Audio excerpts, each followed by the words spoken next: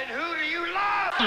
Without further ado, it's time to start running! Yep, it's time to start running, alright? Running as fast and as far away as you can from this shitty game. Yep, it's movie conversion time onto the Amstrad of The Running Man. One of my favourite movies from the 80s.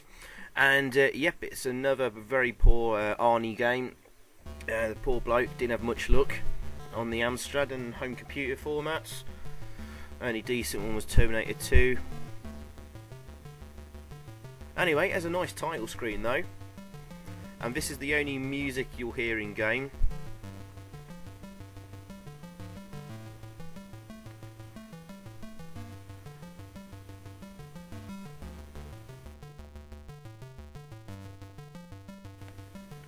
Hey Gillian! I'll be back. Oh dear, I'll apologise now, there might be a few bad Arnie impersonations. I apologise, I'm sorry, I can't help it myself. So there, that little cutscene there of Arnie entering the Running Man arena.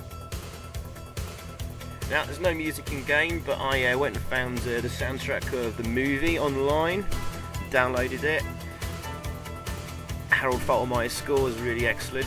So considering there's no sound effects and music, I've chucked this on. And I've got the right music for the right sections of the movie this game is based on. So here you are, your Ben Richards, who Arnie's playing. First problem is being able to jump up on items, floors and rocks. Arnie has a real problem jumping for some reason. We've got some horrible sort of jerky scrolling on the go, the graphics are garish, sprites are really ill-defined. Oh, it's so stodgy controls and the scrolling, man, and just the frame rate is pretty awful. So all you're going to do is not go very far and reach the stalker on each level. There's 4 levels and 4 stalkers. This of course is Subzero, the mad Japanese ice hockey guy. He fire pucks at you at the bottom of the screen there, they're quite easy to jump. And you can kick dogs in the game, wonderful. There you go. Another dog kicks the floor.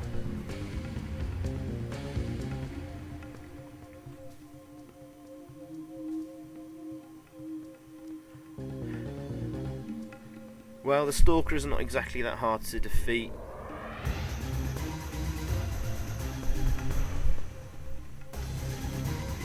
Trick to beating them though is try and run after them and keep up with them. If you're too close to them, they won't fire the projectiles at you, which is pretty much the only thing that really does you any damage in the game. It's a really poor collision detection there, surely that puck hit me there. Well, Subzero's nearly dead. Oh, we got another dog chasing us. Hey, let's kick the dog. Yeah, let's kick the dog. Yeah, kicking dogs is fun because we get points and energy. Yay. No, you monsters. Leave the poor dogs alone. And that's Subzero dead. Hey, Gillian. Here lies Subzero. Now, Plane Zero.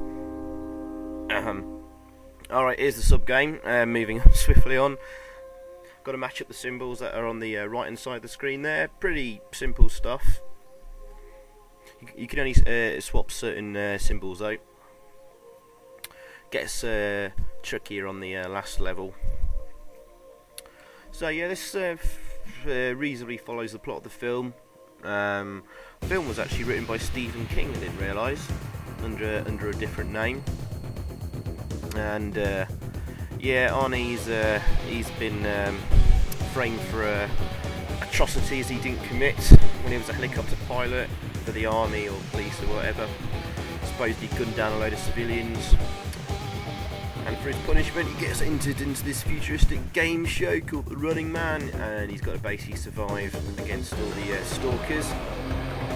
Now here's Busaw. Busaw, he has a chainsaw, and in the film he gets the chainsaw shoved right up his ass, or at least up into his groinal area, shall we say. Split in two, presumably.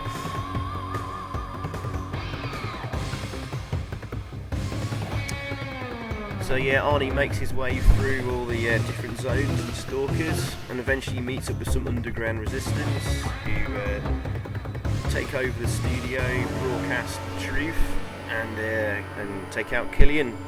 Killian's the evil game show host.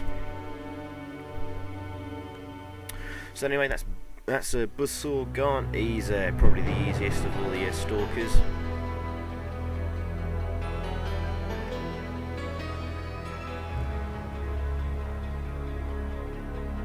So this version of the game, I think, came out 2 years later than the movie. I think it was 1989 this game came out from a Grand Slam. They didn't particularly make very good games. Batland was alright, that was one of theirs. Pac-Mania was a very poor Spectrum conversion though. What else did they do?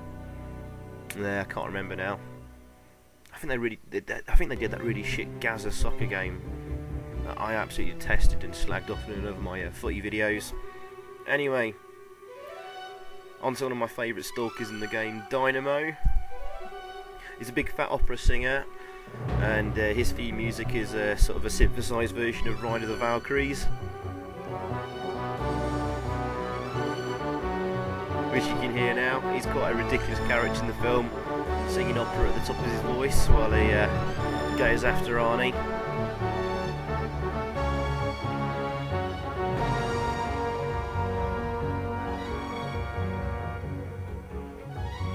I think he gets electrocuted to death in the film.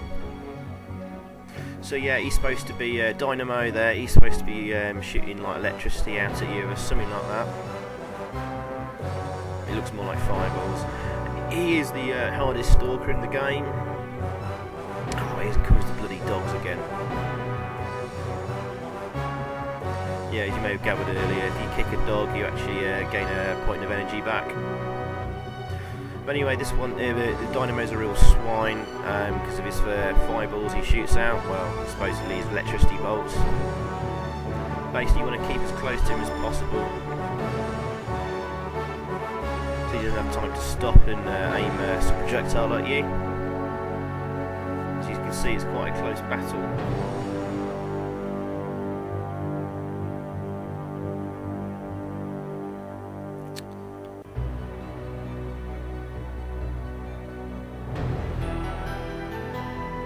Oh, got a collision detection there. Yeah, nice attempt at parallax scrolling there, but obviously it completely fails. It's jittering away at the top there, those lights, studio lights. Oh well.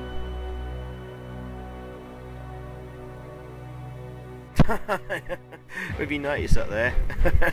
That completed it all by itself. The computer was so stupid there, the programming so terrible that yeah, when it scrambled the icons out, it scrambled it into the order I needed to complete that level. Shocking programming, shocking game as well. Anyway, what are we on to? This is one of the last stalkers, Dynamo. Sorry, Fireball, my apologies. Obviously, he shoots fireballs at you, which look just like the electricity bolts that Dynamo had flung at me previous level. Anyway, you want to pick up that shield there, and all you need to do is just stand there and hold it out. When he flies into you, he loses energy. Presumably, his flames get deflected back at him, but it's yeah, nothing shows, does it? So again, another example of poor programming. This game, I mean, The Running Man, based on, you know, a futuristic game show where you've got to survive and survive by killing everything else. Smash TV did it much better. They should have just made a Smash TV type game instead of this really poor scrolling beat 'em up. I say scrolling, the scrolling is just dreadful. Oh dear. Well, I've had to give this game a score. It can get a 3 out of 10. 3 out of 10. Yeah, there's no music or sound effects apart from make a foot noise when you make contact with an enemy. And that's it. Hence why I've tried to liven things up this very cool soundtrack from the movie.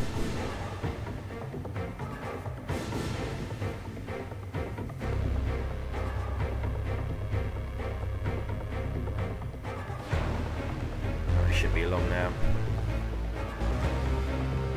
Well, those bloody dogs get annoying though, ganging up on you.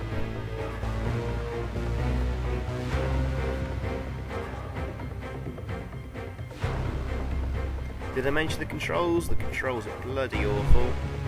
Firing down to pick up and drop objects. So if you've been punching and kicking, you suddenly need to duck you off and find you've dropped your bloody object.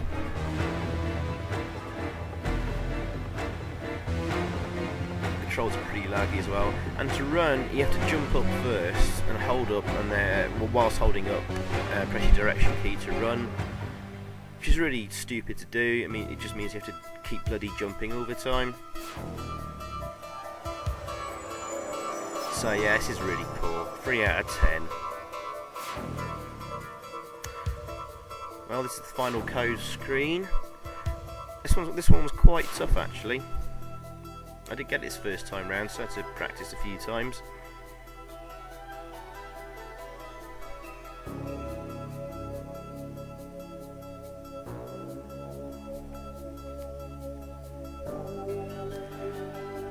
So here we are, this is the final bit.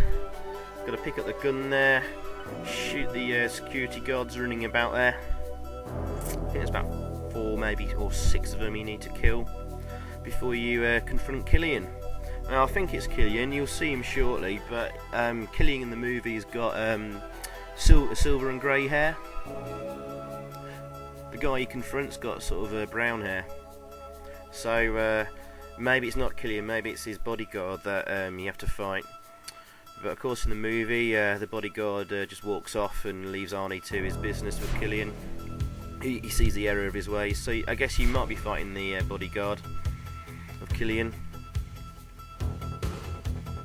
Or maybe the program's just too lazy and just reused a sprite from elsewhere.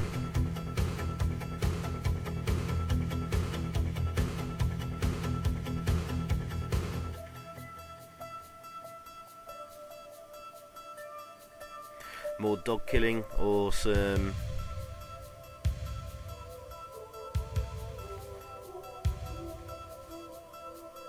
right, we've actually nearly done now, and that is it guys, that is all there is to the game. Imagine paying 15 quid for this on disc back in the day. Utter garbage. Another poor Arnie license. Even Predator was better than this. Anyway, I think I'll leave this one here. Oh dear. Right, thanks for watching.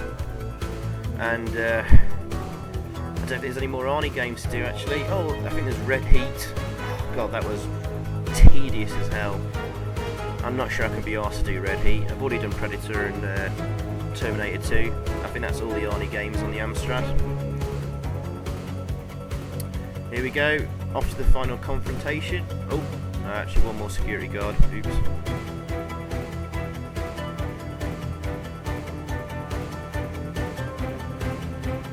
Yep, that's it. That's it. And he doesn't put much of a fight. He just stands there and lets you punch and kick him off the edge. So there you go. Thanks for watching, guys. I hope you enjoyed, and see you next time. Cheers. Bye. And I'll be back. Haha.